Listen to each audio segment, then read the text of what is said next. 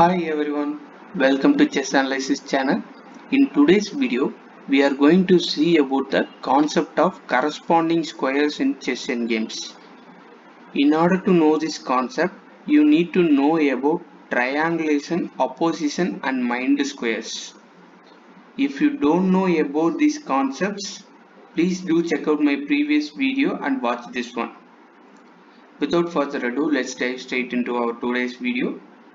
Corresponding squares are nothing but squares of reciprocal or mutual zugzwang. For example, let's assume that in this position, if white king is on d6, black king should be placed on d8 in order to hold this position. Hence, the d6 square is a corresponding square to the square d8. There are usually several pairs of these corresponding squares, and let me label those one by one. For f6, the corresponding square is f8.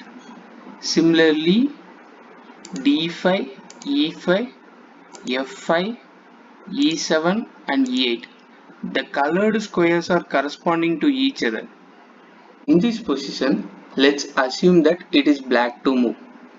Here, black plays the move king to d8, occupying the corresponding square of d6, that is d8, in order to hold this position. As we all know, this position is a dead draw, e7 check, king e8, king e6. Let's look at another example.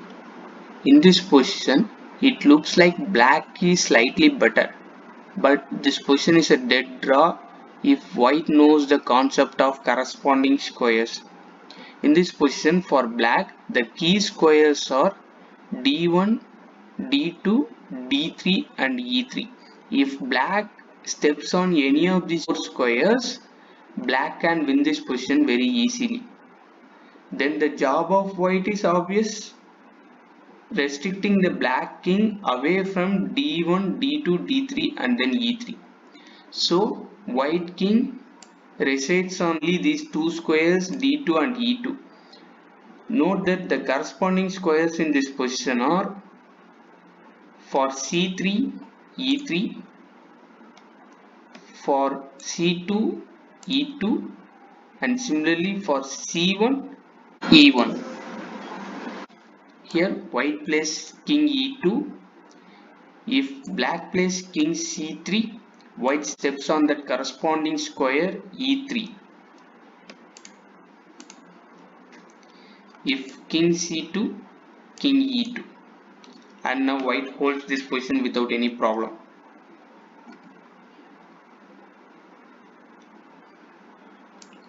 If pawn to e4, king e2, e3, king e1 and we all know this is a dead draw.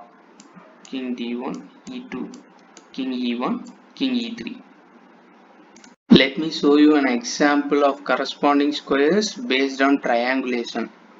In this position, the key squares for white king are e2, e3 and d4.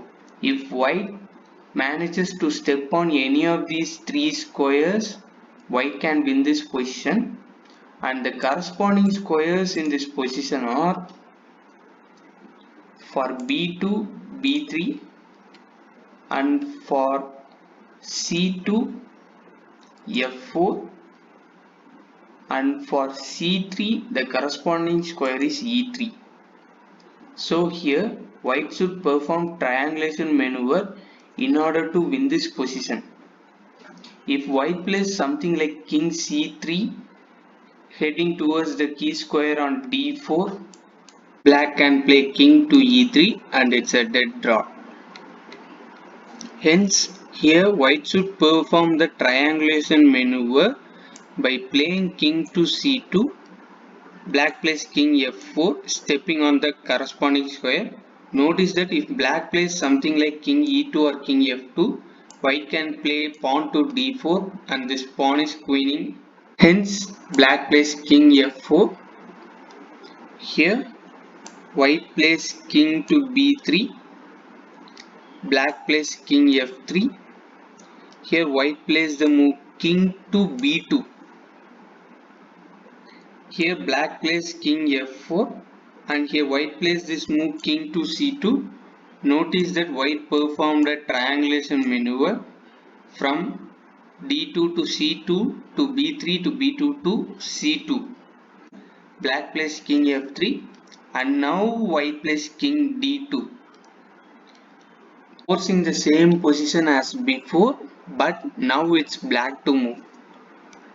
Now here black plays king f4 and white plays king e2. As I have mentioned earlier, the key squares for white are e2, e3 and then d4, and white finally managed to step on one of those key squares, and now this position is winning for white.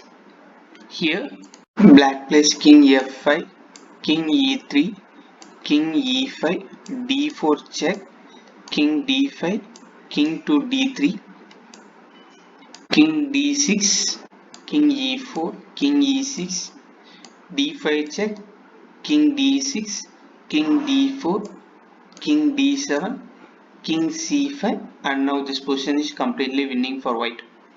That's it for today. Hope you all enjoyed my video. If you wanna see more educational chess videos like this, do subscribe Chess Analysis for more updates. Thanks for watching. See you in my next video.